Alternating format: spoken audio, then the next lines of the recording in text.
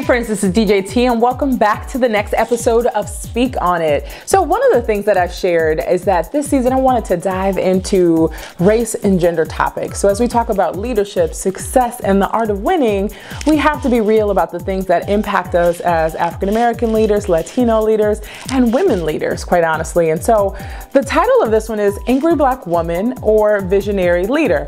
And it's one of those things as an African American female leader has really bothered and disturbed me throughout my career as a leader. Even Michelle Obama, when she did her farewell interview with Oprah, it's a topic that came up there. So it is something that is pervasive in circles of African American women leaders.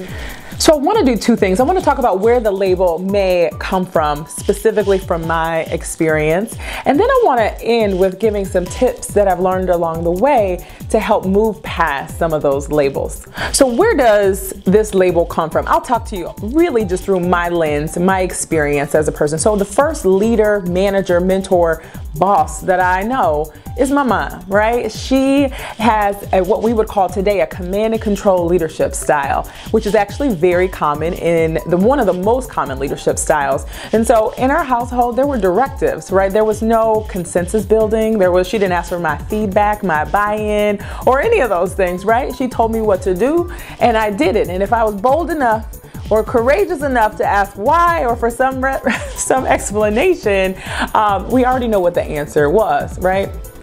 Because I said so.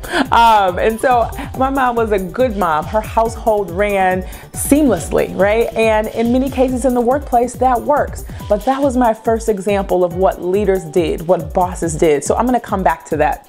Now, the second thing that has shaped me as a leader, really especially around communication, has been the fact that I grew up in the church, right? And in the church that I grew up in, we had something called praise and testimony service. And now you all may have had it. Now, in addition to the pastor preaching and talking about the goodness of the Lord, people had the opportunity to stand up and talk for a minute or two or 10 or however long they wanted to about the goodness of the Lord. And so they spoke loud and powerful and forceful, and sometimes their face got angry and passionate, right? But they were talking so passionately about the goodness of the Lord. And so when I learned to communicate, it was in that way, strong and forceful and powerful. And sometimes my face gets all balled up, right? When I'm passionately talking about education or inequity or whatever else it is that I'm leading on. And so I think that can be misidentified as anger, when in my opinion, it is passion. And so here you take this communication style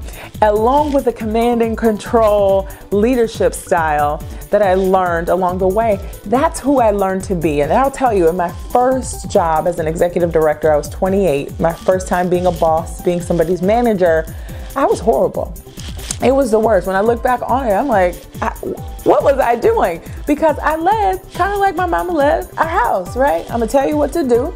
I am the boss. You work for me and just do it. No questions asked, just do it. And as you can imagine, that didn't work out that well, right? That doesn't work. And so along the way, I have learned a lot about being a leader. And while I'm not perfect, I am a much better leader today than I was 12 years ago. So I want to share some of those tips as well. So these tips are actually for anybody, but specifically for Black women who may be dealing with this particular title as Angry Black Woman. And a lot of them have to do with communication. And so the first thing that I've learned to do along the way that has been so important is to listen. It sounds really simple, but to listen and to ask a ton of questions, right? I may go into a situation and I might see right away something that's wrong and that can be fixed, and I'll be ready to fix it and change it. But one of my mentors told me, he said, Dominique, find out first why the fence was built before you knock it down, right? And I just thought that was really good advice. And so by asking questions, by exploring, you might really understand, maybe it had a purpose. So ask lots of questions, understand why the fence was built before you knock it down. That's tip number one.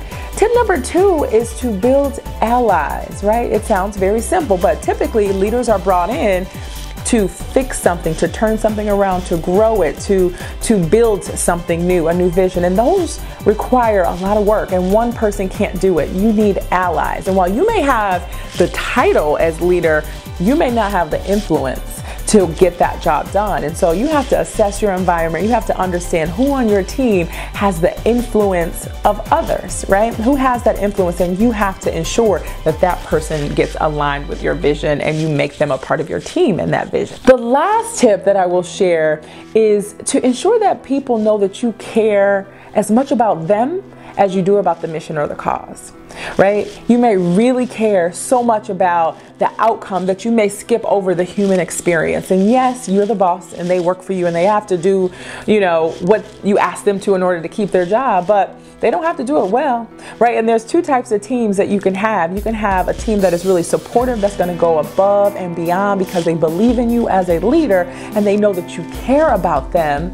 Or you can have a team that sows seeds of discord all along the way, and they'll do just enough to check the box and keep their job, and you will never accomplish your goal or mission at all, right? And so you have to really ensure that your team knows that you care about them as people in addition to the work and the mission. And honestly, I've had both types of teams, and it's not fun to have people who don't fully support you and for your mission and vision to not come to pass. So those are my 3 tips. I want to go back to that question, angry black woman or passionate leader? That is truly just a hypothetical question. I think many times we misunderstand people in general. So I encourage you to do one of the things that I mentioned, is to ask questions, to lean in, to get to know that person before jumping to conclusions. And so I want to hear from you all.